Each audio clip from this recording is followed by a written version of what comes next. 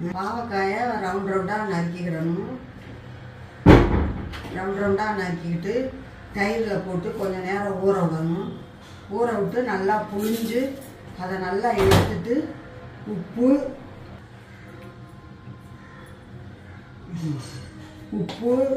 மஞ்சத்தூள் மிளகாத்தூள் மல்லித்தூள் காம்ப்ளான்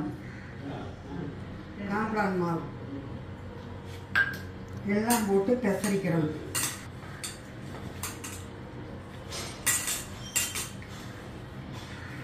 காம்ப்ளான் மாவு 2 டேபிள் ஸ்பூன்,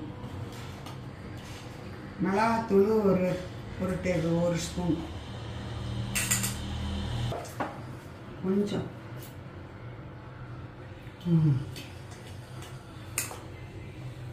இது மாதிரி நம்ம செஞ்சிருக்கோமா முன்னாடி? இல்லையே. சொல்லுங்க. இதுக்கு முன்னாடி நம்ம செஞ்சதில்லை. இப்போ நான் இதை புதுசாக செய்கிறேன். இதை நீங்கள் பார்த்துக்கோங்க. பார்த்து நீங்களும் செய்யுங்க. டேஸ்ட்டாக நல்லாயிருக்கும். நல்லா கிறிஸ்பியாக இருக்கும். காஷ்மீர் சில்லி கொஞ்சம் போட்டுக்கோங்க. இல்லை, பஜ்ஜி மாதிரி ஒன்றா போடணுமா?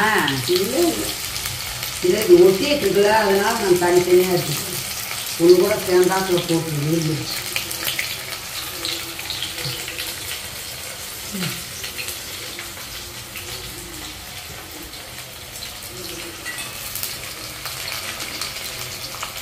அதுவும் போக நீங்கள் அந்த புளியாமல் போட்டிங்கன்னா அப்படியே திருப்பி அமுத்த மாதிரி ஆகிடும். இப்போ இதை புளிஞ்சிட்டு போட்டால் அப்படியே வடை இது மாதிரி இருக்கும். சிப்ஸ் மாதிரி.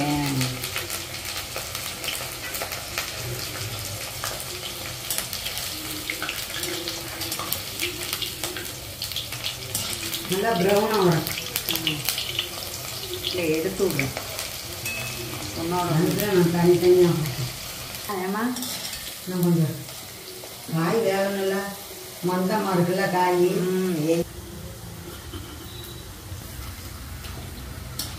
அந்த சிவப்பா மிதமான சூட்டில் வச்சு தான் நீங்கள் இதை பொரித்து எடுக்கணும்.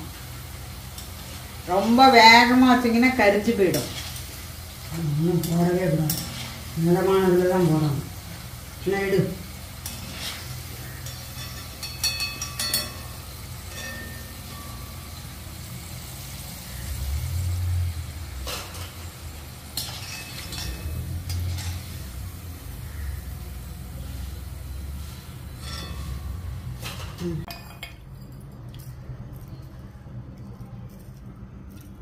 சொல்லுங்க. கருப்பு வெட்டி மேலால் எள்ளு பொரித்து போடணும். எள்ளு எதுக்காக பொரித்து போடுறோம்னா கசப்புத்தன்மை இருக்காதுன்ட்டு எள்ளு பொரித்து போடுறோம். சரியா?